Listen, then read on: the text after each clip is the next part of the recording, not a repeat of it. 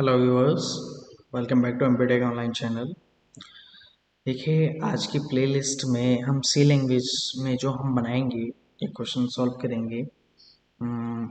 Binary number, हम binary number enter करेंगे और उस बाइनरी नंबर को एंटर करने के बाद में हमें उसको जो कन्वर्ट करना है वो करना है डेसिमल में।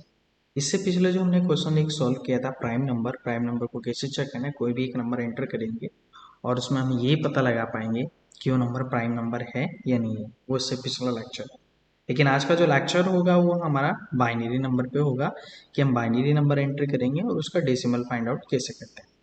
तो पहले मैं आपको एक्सप्लेन कर देता हूँ कि बाइनरी अगर आपके पास है तो उसको डेसिमल में कन्वर्जन किस तरह से करना है, वो मैं आपको बता देता हूँ। देखिए, जैसे फॉर एग्जांपल मेरे पास एक नंबर है बाइनरी वन, सॉरी, मेरे पास 1 0 1 1 0 1, ये मेरे पास बाइनरी है।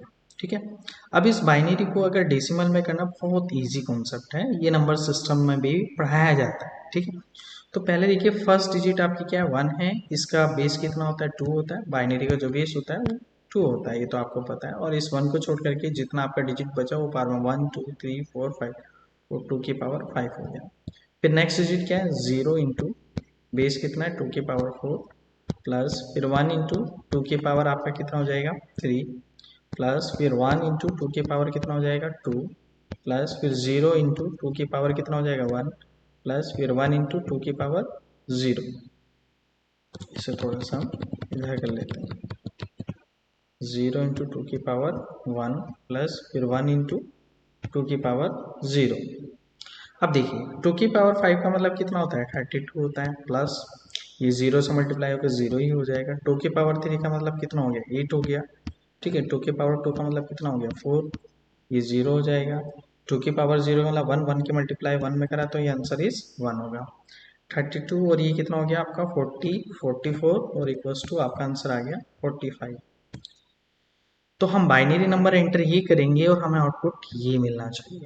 ठीक है, इस आउटपुट को लेने के लिए आपको क्या कोड बनाना पड़ेगा, ये कॉन्सेप्ट दिखना है। क्योंकि हर एक चीज़ का क्या होता है, कॉन्सेप्ट होता है, एक लॉजिक होता है। उस लॉजिक को मैंने तैयार किया है, तो वो लॉजिक अब मैं कोड के अंदर लिख रहा हूँ। आइए, सबसे पहले हम क्या करते हैं, सब लाइन को ओपन कर लेते हैं। ठीक है, और यहाँ से हमने ओपन फोल्डर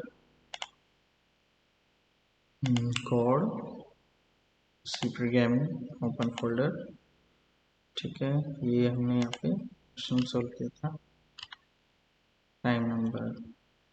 देखिए नेक्स्ट कोड, हम इसको सेव कर देते हैं।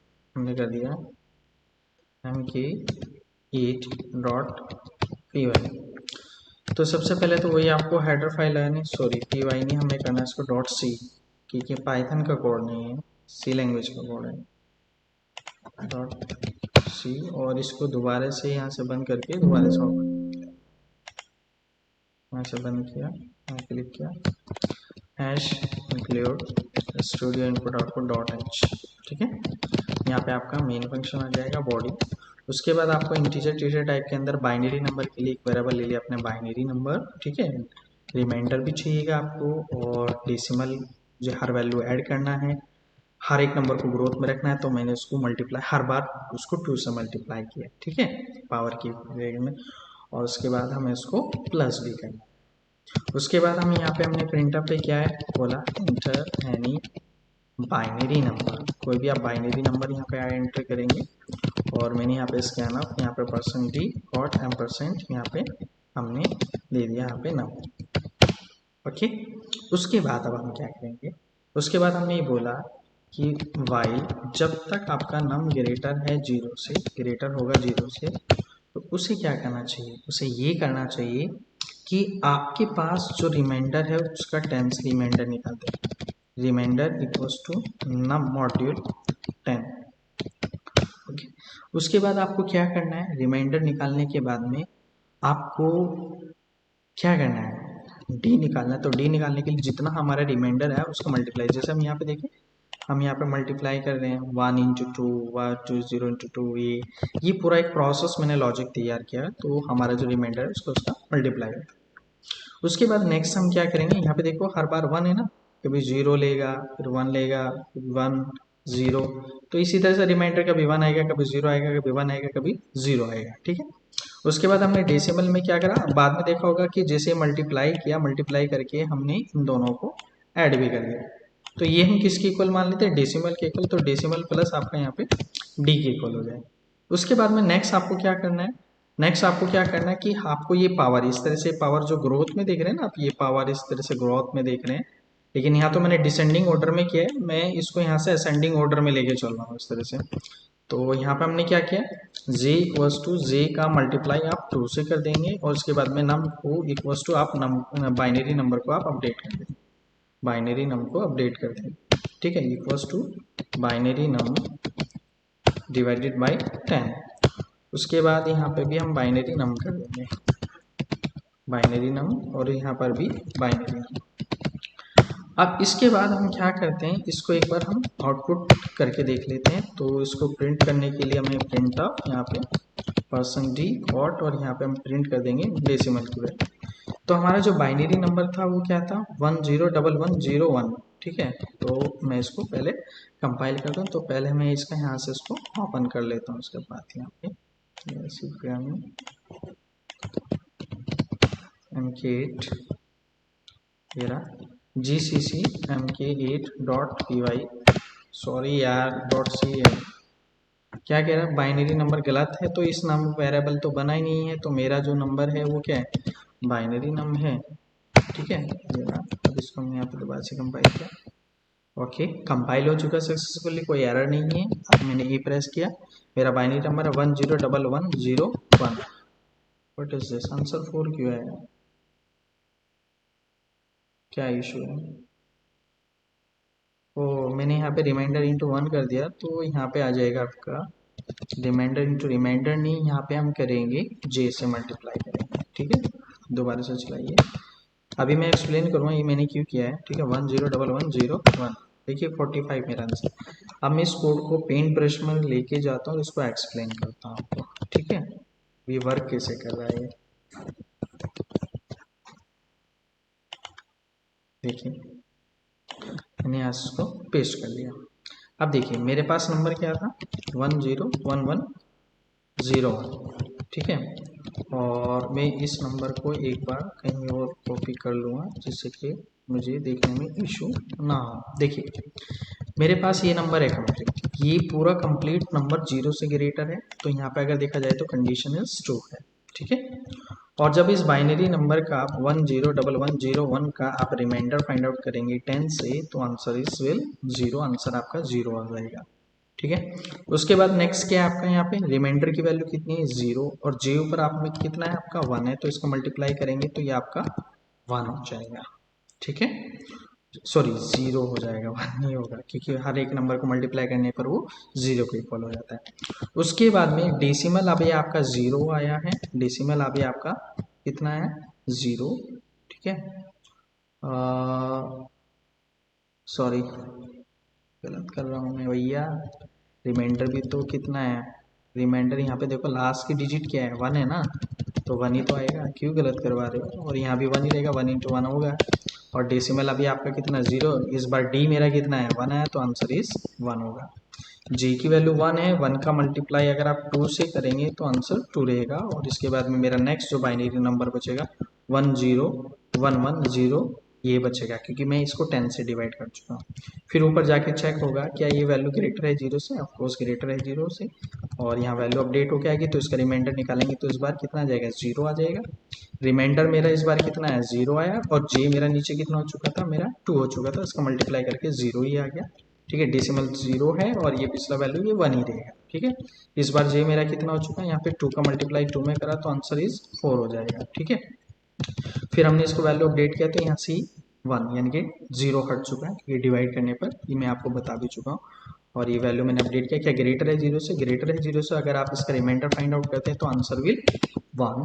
उसके बाद आप इसका 1 का मल्टीप्लाई करेंगे किससे, 4 से, क्योंकि जे नीचे कितना हो चुका था आपका 4 हो चुका था, इसका मल्टीप्लाई क्या तो 4 हो गया। डेसिमल पिछले में आपने कितना, इस बार ये आया 1 और 1 इक्वल्स टू ये कितना हो गया आपका टोटल 5 हो गया। ठीक है, ये टोटल मेरा आंसर 5 हो गया। ये कितना 4, अब इसका 4 का मल्टीप्लाई आपको में करेंगे तो यहाँ पे कितना हो जाएगा 8 हो जाएगा। ठीक है, फिर इसको आप इसको डिवाइड करेंगे तो मेरा बचा 101 और यहाँ पे चेक करेगा 101 ग्रेटर है 0 से, तो यहाँ भी वैल्यू आपकी अपडेट होकर के आएगी, 101 ग्रेटर है तो रिमाइंडर भी 1 ही आएगा। मेरा ये जे नीचे कितना हो चुका था, मेरा 8 हो चुका था, 1 की मल्टीप्लाई 8 में किया तो आंसर मेरा 8 होगा। ठीक है, और प्लस में इसमें कितना कर दूंगा 8 तो आंसर विल 13। ठीक है, उसके बाद ये मेरा कितना होगा, यहाँ पे इसका 8 का मल्टीप्लाई करेंगे तो ये मेरा हो जाएगा इस बार 16 हो जाएगा। उसके बाद हम इसको क्या करेंगे, यहाँ पे अपडेट कर दिया, अपडेट करके मेरा बचा 10 ग्रेटर है 0 से, यस ग्रेटर है। 10 का अगर आप 10 से रिमाइंडर निकालते हैं तो आपका आंसर कितना आएगा 10 ग्रेटर है 10 से, 10 का रिमाइंडर आप 10 से निकालेंगे तो मेरा रिमाइंडर 0 आएगा। और उसके बाद में यहाँ मल्टीप्लाई 0 से होगा और ये नीचे कितना हो गया था 16, इसका मल्टीप्लाई करके 0 हो गया। उसके बाद यहाँ पे ये 13 ही रहेगा क्योंकि 0 ऐड होगा इसमें, और ये कितना होगा 16 का मल्टीप्लाई अगर में करेंगे तो कितना हो जाएगा आपका 32। इसके बाद हमने इसको डिवाइड किया तो कितना बचा 1, या 1 ग्रेटर है 0 से, यस 1 ग्रेटर है 0 से। 1 का रिमाइंडर अगर आप 10 से निकालते हैं तो आपका आंसर भी 1 होगा। और 1 का मल्टीप्लाई किसमें होगा आपका 32 के अंदर होगा, किसके अंदर 32 के अंदर होगा। ठीक है ना, और 32 के बाद जब आप इसको मल्टीप्लाई करेंगे तो आंसर कितना आएगा 32 ही आ जाएगा। और इसके बाद में 13 प्लस आपका अगर आप 32 को इसको ऐड करते हैं तो ये हो गया आपका कितना 45। ओके, फिर इसको मल्टीप्लाई करेंगे 32 को अगर आप मल्टीप्लाई करते हैं तो आंसर विल 64। ओके, और इसको आपने 10 से डिवाइड करा तो ये आपका कितना बचा 0, कितना बचा 0। और ये मैं वैल्यू अपडेट नहीं कर पाया था नीचे, सॉरी फॉर दैट। और यहाँ पे 0 है, क्या 0 ग्रेटर है 0 से, कंडीशन है अब क्या हो चुकी है आपकी फॉल्स। तो देखिए डेसिमल का मेरा जो आंसर आ रहा है वो कितना आ रहा है 45 आ रहा है। समझ आ गया। अब 45 देखिए मेरा, मैं बाइनरी नंबर एंटर कर रहा हूँ तो मेरा आंसर 45 आ रहा है। मैं कोई भी एक बाइनरी नंबर लेता हूँ 10111 तो मेरा आंसर कितना है 23। अब हम इसको सॉल्व कर लेते हैं, क्या मेरा आंसर ठीक है 10 कितना था 10111 देखिए 1 इंटू 2 की पावर कितना हो गया आपका 4 प्लस 0 इंटू 2 की पावर कितना हो गया आपका 3 प्लस 1 इंटू 2 की पावर कितना हो जाएगा 2 प्लस 1 इंटू 2 की पावर कितना हो जाएगा 1 प्लस 1 इंटू 2 की पावर कितना हो जाएगा आपका 0। ये कितना हो गया आपका 16, ये कितना हो गया आपका 0, ये कितना हो गया आपका 4, ये कितना हो गया आपका 2, ये कितना हो गया आपका 1, ये कितना हो गया आपका 20। ठीक है, और प्लस आपका 2 प्लस 1 कितना हो गया 3 और इक्वल्स टू आपका 23। आपका आंसर आ चुका है। ठीक है, तो हमारे पास इस तरह से क्या होता है कि कोई भी हम एक तरह से कॉन्सेप्ट रेडी कर सकते हैं, लेकिन कॉन्सेप्ट रेडी कैसे होगा, यदि आपको क्वेश्चन का ब्लूप्रिंट पता है तो आप उसको एक पेपर पर लॉजिक बना पाओगे, और पेपर पर लॉजिक बनाने के बाद में आप उसका एल्गोरिथम या फ्लो चार्ट उसके बाद आप उसको कोडिंग में इजीली इंप्लीमेंट कर सकते हो।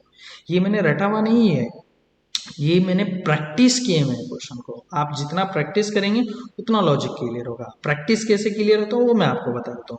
आप कोई भी क्वेश्चन उठाइए मैथमेटिक्स का, उसको आप पेपर पर सॉल्व कीजिए। पेपर पर सॉल्व करने के बाद में फिर उसका एल्गोरिथम लिखिए, फ्लो चार्ट बनाइए, फ्लो बनाइए, कौन सा पार्ट किधर एग्जीक्यूशन कहाँ पे किस तरह से एग्जीक्यूट होगा।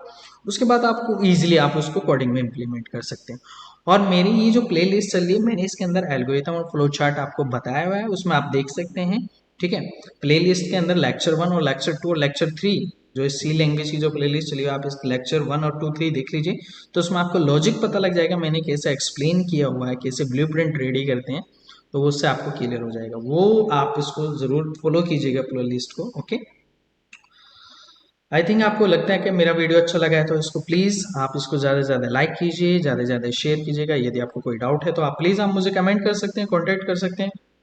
और यदि आप न्यू यूज़र हैं तो प्लीज़ आप इस मेरे चैनल को सब्सक्राइब कीजिएगा, जिससे कि आने वाले वीडियो के आपको नोटिफिकेशन होते हैं। ओके बस, thank you so much, bye.